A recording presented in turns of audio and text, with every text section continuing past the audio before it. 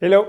Alors aujourd'hui, une vidéo un peu particulière parce que je vais utiliser une image qui n'est pas super glamour, mais en fait je vais démontrer en quoi je suis simplement un faillot, donc le petit truc qui n'est pas facile à digérer, et en quoi ça a un impact quand je fais un soin à distance. Donc en fait, il y a deux grandes approches. La première, c'est considérer que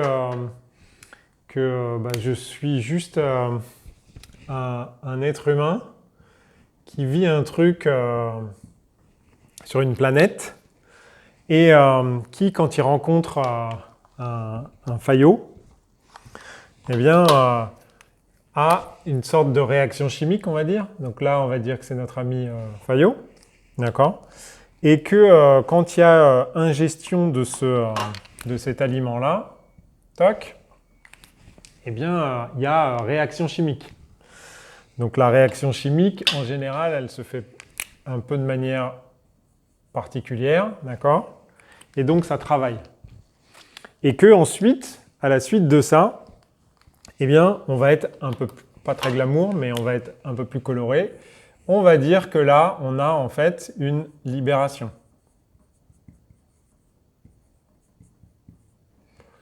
Qui va être en fait une libération particulière puisque elle est physique. D'accord? Donc c'est pas super glamour, on est d'accord. Mais voilà. Donc ça, c'est la première interprétation. C'est de se dire, voilà, je mange un faillot, je le digère, libération physique. On est dans la matière, du pur 3D, bien glamour. Okay? Et puis, il y a une autre approche, une autre manière de voir les choses.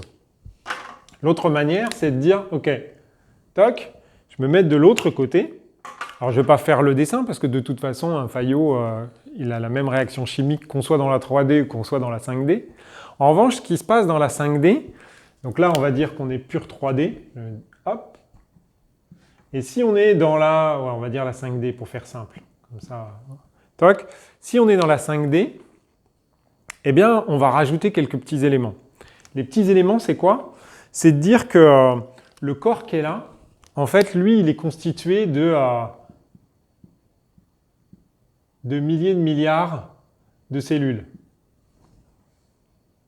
Et que chacune de ces cellules-là, ce qu'elle fait, elle, son rôle, son truc dans la vie, c'est de stocker de l'information.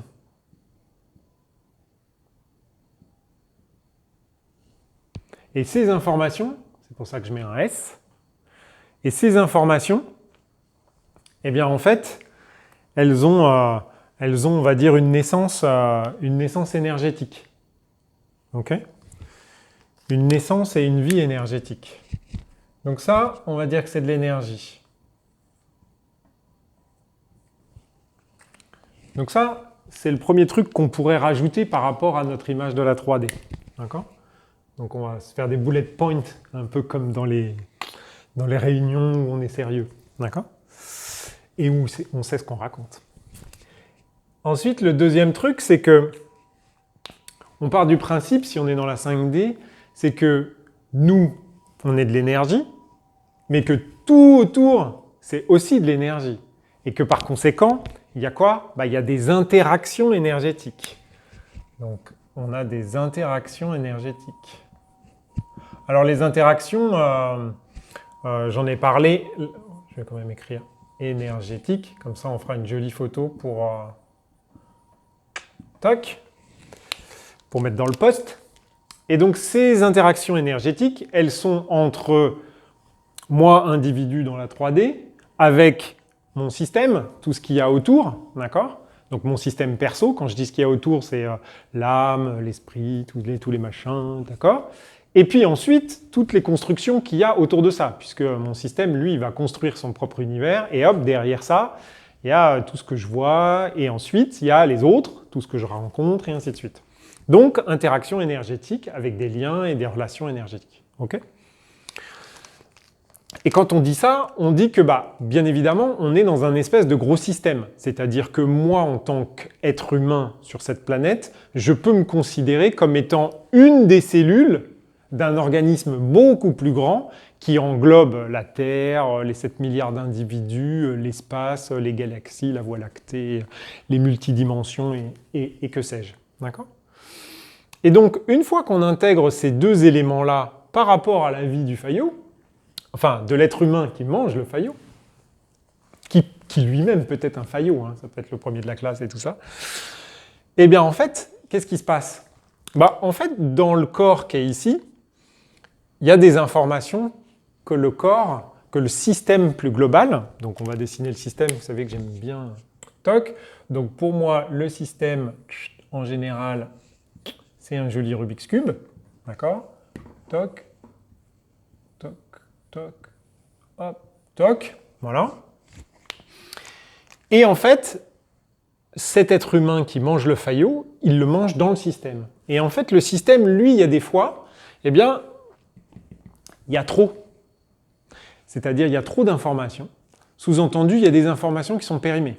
C'est un peu comme votre boîte mail. À un moment donné, franchement, la newsletter pour partir en vacances d'il y a 10 ans, on s'en tape. D'accord ? Ça nous alourdit en fait, ça met du temps à charger la boîte mail. C'est un peu pareil dans le système.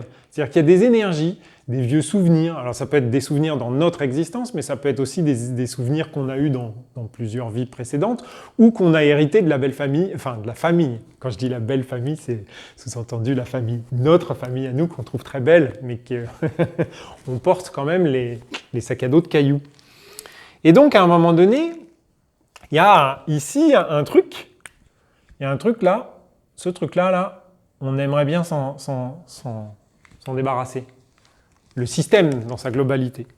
Et en fait, le système, qu'est-ce qu'il fait ? En fait, il attend quand c'est le moment propice.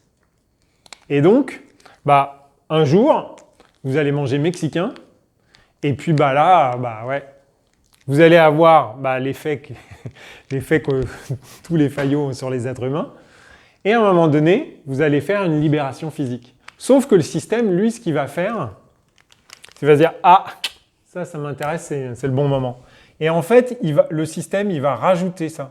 C'est-à-dire qu'en gros, vous allez avoir votre libération physique, c'est-à-dire que vous allez embaumer la pièce d'une odeur nauséabonde, et en même temps, vous allez la parfumer énergétiquement avec des trucs dont vous n'avez plus besoin. Et donc, ça va partir. Et ça sera parti pour toujours, en fait. Ça sera, on va dire, transmuté dans quelque chose de pas forcément glamour, mais d'un autre côté, c'est parti. Okay ?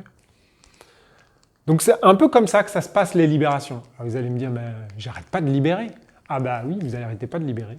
Vous transpirez, vous libérez, vous allez aux toilettes, vous libérez, vous vous mouchez, vous libérez, vous avez les yeux qui coulent, vous pleurez, vous libérez, et ainsi de suite. D'ailleurs, quand vous pleurez, c'est bien ça qui se passe. Hein.